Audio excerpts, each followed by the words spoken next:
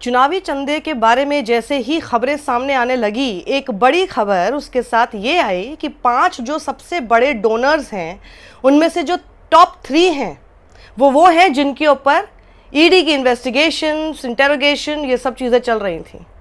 कैसे ये पूरा एक नेक्सस है, ये एक क्विड प्रो क्वो है, यानी आपने पैसा दिया और उसके बदले में आपको फेवर दिए गए सरकार द्वारा। ये पूरी खबर मैं आपको इंडियन एक्सप्रेस के हवाले से इस वक्त बता रही हूँ। देखिए, ये पूरे जो टॉप 3 डोनर्स हैं उनमें से लॉटरी कंपनी फ्यूचर गेमिंग है, इंफ्रास्ट्रक्चर फर्म मेगा इंजीनियरिंग है और साथ ही माइनिंग जायंट वेदांता। इन्हीं के ऊपर उसी दौरान ईडी और आईटी की नॉकिंग, दस्तक दे दी गई थी दरवाजे पर। देखिए, तो ये देखिए 2019 से 2024 के बीच में जो 5 पोल बॉन्ड डोनर्स रहे हैं उनमें से 3 के अगेंस्ट इन्फोर्समेंट डायरेक्टोरेट और इनकम टैक्स प्रोब्स चल रहे थे। नंबर 1 परचेजर कौन था इलेक्टोरल बॉन्ड्स का? डेटा रिलीज जो हुआ इलेक्शन कमीशन के द्वारा वो है future Gaming and hotels private limited. दफ्तर देख लो इनका। इसने पता आपको कितने पैसे दिए हैं? 1300 करोड़। दफ्तर देखिए, 1300 करोड़। ये future Gaming and hotels private limited जो है इसको सैंटियागो मार्टिन चलाता है। तो देखिए, जोस चार्ल्स मार्टिन जो कि लॉटरी किंग सैंटियागो मार्टिन के बेटे हैं, उन्होंने 2 अप्रैल 2023 को क्या ट्वीट किया था कि वो निर्मला सीतारमण से मिले और फिर ये कह रहे हैं कि भैया वो अंडर प्रिविलेज को हेल्प करना चाहते हैं। लेकिन वहीं पर 2 दिन बाद आप देखिए 5 अप्रैल 2023 को फ्यूचर गेमिंग इन्हीं की कंपनी ने डोनेट किया इलेक्टोरल बॉन्ड्स में और लॉटरी किंग ने 1300 करोड़ से ज़्यादा बॉन्ड्स में डोनेट किया है। आप ज़रा ये बताइए, सवाल ये है कि आखिर कौन से अंडर प्रिविलेज्ड हैं जिनको 1300 करोड़ रुपए देकर ये हेल्प कर रहे हैं? ज़रा बताएंगे, क्योंकि पॉलिटिकल पार्टीज मेरे ख्याल से इनके हिसाब से अंडर प्रिविलेज्ड लोग हैं। अब ये खबर पर हम वापस आते हैं इंडियन एक्सप्रेस के हवाले से जो है, उसमें आप ये देखिए कि ईडी ने मनी लॉन्ड्रिंग की प्रोब फ्यूचर गेमिंग की 2019 की शुरुआत में ही शुरू कर दी थी और उसी साल जुलाई के महीने तक उन्होंने कम से कम इनके 250 करोड़ के एसेट्स अटैच कर दिए। 2 अप्रैल 2022 को ईडी ने इनके एसेट्स जिनकी वर्थ थी 409 करोड़ 92 लाख उनको अटैच कर दिया था। ये मूवेबल एसेट्स थे। वहीं 7 अप्रैल को इन एसेट्स के अटैचमेंट के ठीक 5 दिन बाद फ्यूचर गेमिंग ने 100 करोड़ के इलेक्टोरल बॉन्ड्स खरीदे। पूरी क्रोनोलॉजी समझिए आप। ईडी ने उसके बाद इन्वेस्टिगेशन शुरू की under the provisions of PMLA against Santiago Martin and his company MS Future Gaming Solutions Private Limited, जिसको presently MS Future Gaming and Hotel Services Private Limited कहा जाता है और उसको formally Martin Lottery Agencies Limited कहा जाता था, on the basis of a chargesheet filed by the CBI. ये सीबीआई ने जो चार्जशीट फाइल की है उसके हवाले से बता रहे हैं किसके क्या क्या नाम रहे हैं और क्या नाम है। अब ईडी के मुताबिक मार्टिन और जो बाकी लोग थे उन्होंने एक क्रिमिनल कॉन्स्पिरेसी रची थी। ये देखिए, ईडी की जो इन्वेस्टिगेशन थी उसमें आया है। उनके हिसाब से इन्होंने वायलेट किया provisions of lottery regulation act 1998 को, ताकि ये लोग रॉन्गफुल गेन ऑब्टेन कर सकें, गलत तरीके से फायदा अपने आप को पहुंचा सके सिक्किम गवर्नमेंट को चीट करके। ये ईडी कह रही है, मोदी जी की प्रिय ईडी ये कह रही थी। Martin and his associates made illegal gain to the extent of rupees 910.3 crore. सोचिए, 910 करोड़ के आसपास का इन्होंने इलीगल गेन किया है, ऐसा ईडी कह रही है। On account of inflating the prize winning tickets. कैसे किया इन्होंने कि इन्होंने प्राइज विनिंग टिकट्स जो थी उनको इन्फ्लेट कर दिया क्लेम करके from the period 1 April 2009 to 31 August 2010। ED ने कहा एक अपने स्टेटमेंट जारी करके 2019 में 22 जुलाई को। अब 2019 से 24 के पीरियड में कंपनी ने अपना first tranche of electoral bonds लिया जो कि 2020 अक्टूबर 21 को था।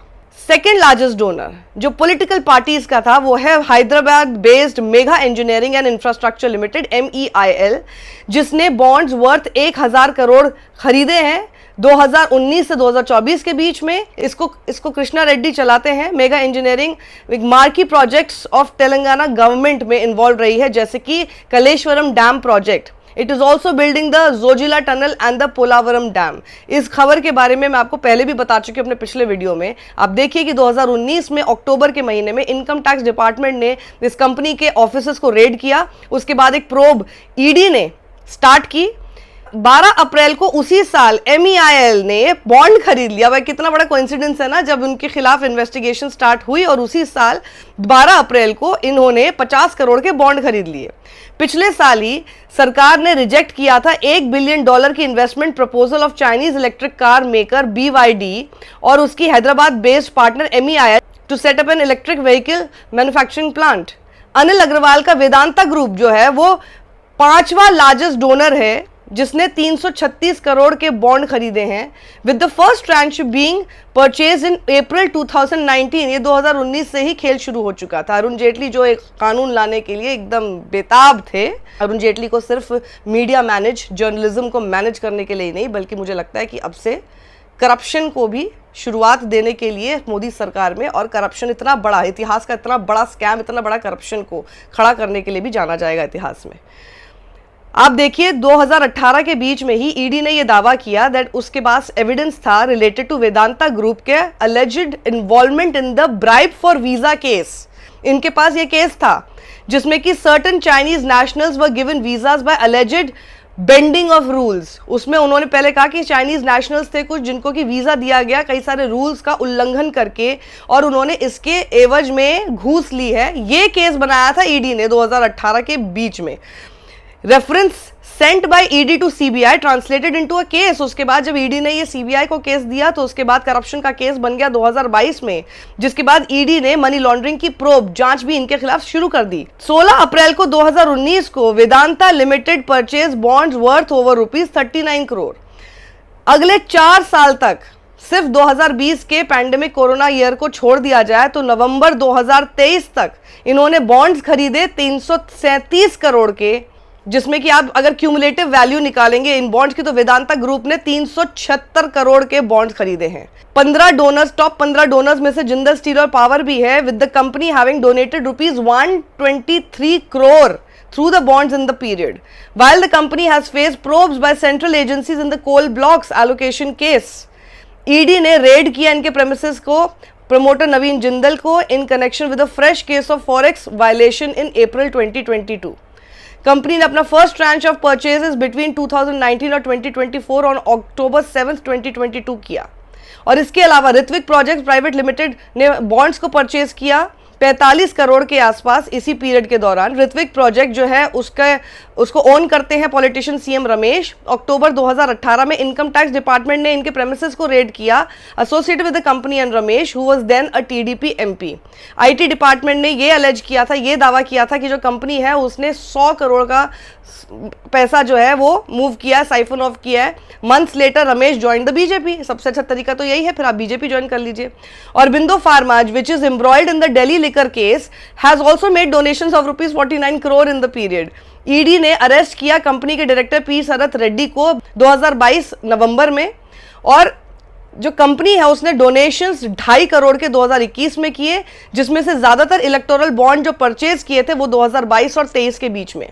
रश्मि सीमेंट की अगर हम बात करें तो उसने डोनेट किए 64 करोड़ रुपए पॉलिटिकल पार्टीज को। वो साल 2022 से ही ईडी स्कैनर में है। 13 जुलाई 2022 को ईडी ने सर्चेस की थी इसके 3 जगहों पर वेस्ट बंगाल में। In the case Rashmi group of companies related to the loss of ₹73.40 crore to public exchequer. ये कह के कि पब्लिक एक्सचेकर को इन्होंने इतने पैसे का घोटाला किया, तो वहां पर उन्होंने ईडी रेड्स की। वहीं पर शिरडी साई इलेक्ट्रिकल्स जिसने 40 करोड़ के बॉन्ड्स परचेज किए जनवरी इसी साल में, उसको भी आईटी डिपार्टमेंट ने पिछले साल रेड किया था।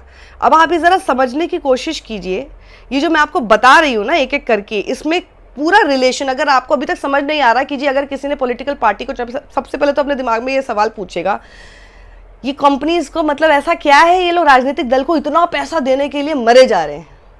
कंपनीज जो कि बिजनेस करने के लिए, प्रॉफिट करने के लिए, अपना फायदा करने के लिए हैं, वो पॉलिटिकल पार्टीज को, और जिसमें कि खास तौर पर वो केसेस मैं आपको बता रही हूं जिनका उस पॉलिटिकल पार्टी से एसोसिएटेड, जिसका सीधा सीधा कंट्रोल ईडी, आईटी इस टाइप की एजेंसीज पर है। ये जब आए दिन खबरें देखते हैं कि फलाना किसी विपक्ष के नेता पे, किसी बिजनेसमैन के कहीं वहां पर रेड हो रही हैं, उसका कितना लेना देना इन इलेक्टोरल बॉन्ड स्कीम से है, जिसको कि कानून लाकर आपके सामने इतना सही बताकर करने की कोशिश की है, एकदम ऐसा बिल्कुल वाइट रूट बनाने की कोशिश की, लेकिन अब सुप्रीम कोर्ट कहता है कि अनकॉन्स्टिट्यूशनल था। आप सोचिए कि कानून लाकर अपना करप्शन किस तरह से मोदी सरकार आगे बढ़ाने की कोशिश अपनी इन एजेंसियों के द्वारा कर रही थी। ये समझने की इसमें ज़रूरत है कि जिन जिन लोगों ने इतना इतना पैसा भर भर के इनको दिया है, उन लोगों के खिलाफ पहले, उस दौरान, या जब उन्होंने बंद कर दिया देना उसके बाद उनके खिलाफ ये सब इन्वेस्टिगेशंस चल रही थी। ईडी या आईटी रेड्स जब हुई, उसमें अगर वो पहले कुछ दावा कर रहे हैं, सीबीआई तक भी मामला पहुंचा, तो उसमें आईटी, सीबीआई, ईडी, ये 3 एजेंसीज का इस्तेमाल इस तरह से किया गया जिसमें कि जब वो खुद दावा कर रहे हैं कई सारे केस बनाने को लेकर, जब केस बन रहे हैं उनके खिलाफ, तो वो वहां से फिर पैसा दे देते हैं, और पैसा जब वो दे देते हैं तो उनके खिलाफ फिर वो केस में क्या होता है वो आपको पता नहीं, वो बिल्कुल शांत हो जाता है, because everything is under the control of this government. अब आप इसको एक ले मैन की तरफ से ना, ये और भी बड़ा स्कैम क्यों है इसको समझने के लिए पत्रकार मेघनाथ का ये ट्वीट समझने की कोशिश कीजिए कि आप इलेक्टोरल बॉन्ड स्कीम को एक सिंपल साइकिल की तरह समझने की कोशिश कीजिए। कैसे? किसी जैसे एग्जाम्पल के तौर पर उन्होंने आपको बताया कि एक इंफ्रा कंपनी है जिसको प्रोजेक्ट्स चाहिए, ठीक है, कोई भी कंपनी होती है वो ज़्यादा से ज़्यादा प्रोजेक्ट्स चाहती है, गवर्नमेंट प्रोजेक्ट्स। इंफ्रा कंपनी जो है वो क्या करती है, इलेक्टोरल बॉन्ड खरीद लेती है और उसको रूलिंग पार्टी को दे देती है जो सत्ता में है, सरकार में। जो पॉलिटिकल पार्टी है वो ये इंश्योर करती है, वो इस बात को सुनिश्चित करती है कि इस पर्टिकुलर कंपनी को जिसने मुझे इलेक्टोरल बॉन्ड यानी कि पैसा दिया है उसे बड़े से बड़े प्रोजेक्ट मिले, क्योंकि वो सत्ता में है, सरकार में है, उनके हाथ में है। टैक्स पेयर की मनी जो है वो इस प्रोजेक्ट पर लगाई जाती है। अब ये सबसे बड़ा सवाल है, अब ये सबसे बड़ा पॉइंट है जो कि आपसे ताल्लुक रखता है, जो आप इतने टैक्सेस भर रहे हैं, दिन भर मेहनत की कमाई कर रहे हैं, उसके बाद खून पसीने की कमाई के बाद आप इतना पैसा सरकार को देते हैं ताकि वो विकास के काम में, हमारे देश की उन्नति के लिए उसका इस्तेमाल करें।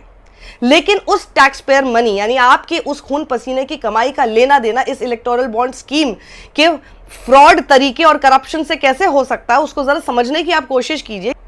A chunk of that money is used to buy electoral bonds, और उसी टैक्स पेयर का जो पैसा का एक हिस्सा है उससे इलेक्टोरल बॉन्ड खरीदे जा रहे हैं ताकि वो और प्रोजेक्ट्स ले सके और उसके बाद फिर पॉलिटिकल पार्टीज को डोनेट कर सके। मतलब आप ये पूरा साइकिल समझिए, आपके पैसे से इलेक्टोरल बॉन्ड खरीदा जा रहा है ताकि ये पर्टिकुलर कंपनी को फायदा ये हो कि उसको और प्रोजेक्ट मिले, और ये जो ईडी इन्वेस्टिगेशन ये सब चीज़ें चल रही हैं उसके ऊपर तो बिल्कुल विराम लगी जाए।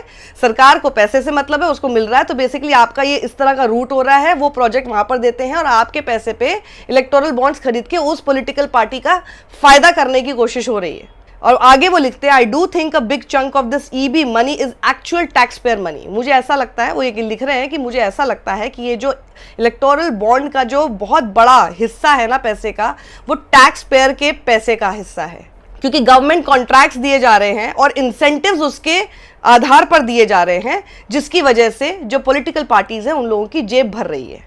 And that is why this is a giant scam. समझ में आया आपको कि इलेक्टोरल बॉन्ड जो हो सकता है कि कई लोगों के लिए बहुत ही पेचीदा सा मामला हो, पर इसको सिर्फ इतना समझने की कोशिश कीजिए कि एक ऐसा स्कैम, स्कीम के नाम पर ऐसा स्कैम जिसे छुपाने के लिए, दबाने के लिए पूरा का पूरा अमला लग चुका था, पूरी सरकार लग चुकी थी, इनके जितने केज्ड पैरेट हैं, फिर उसमें इलेक्शन कमीशन हो, उसमें एसबीआई हो, सब लग चुके। सारी इन्वेस्टिगेटिव एजेंसी जिसका इस्तेमाल कर सकता है उन सब का इस्तेमाल किया गया इस स्कैम को आगे बढ़ाने में। और हाँ, गोदी मीडिया बिल्कुल शांत है। इतनी बड़ी खबर कल आई, गोदी मीडिया पर बड़ी डिबेट्स जैसी होनी चाहिए थी नहीं हो रही, जैसी खबर चलनी चाहिए थी नहीं चल रही। आप जानते हैं, इसी से अंदाज़ा लगा लीजिए, कुछ ना भी समझ में आया तो इसी से अंदाज़ा लगा लीजिए कि कितना बड़ा भ्रष्टाचार इस देश के इतिहास में हुआ है और जिसे सब लोग मिलकर दबाने की कोशिश कर रहे हैं। वहाँ पर आपकी जागरूकता सबसे ज़्यादा अहम हो जाती है। इस वीडियो को ज़्यादा लोगों तक पहुँचाइए, क्योंकि गोदी मीडिया नहीं पहुँचाएगा, गोदी मीडिया ये खबरें नहीं दिखाएगा। आप देख रहे हैं, कुछ नहीं करना है आपको सिर्फ वीडियो को शेयर करना है। ये लिंक ज़्यादा से ज़्यादा लोगों के व्हाट्सएप तक पहुँचना चाहिए। वो आर्मी बनिए जो कि जागरूक है और जो कि सवाल करना जानती है कि आखिर ये देश में हो क्या रहा है और ये भ्रष्टाचार कैसे होने दिया गया, और इसके ऊपर जवाबदेही किसकी है। सत्यमेव जयते।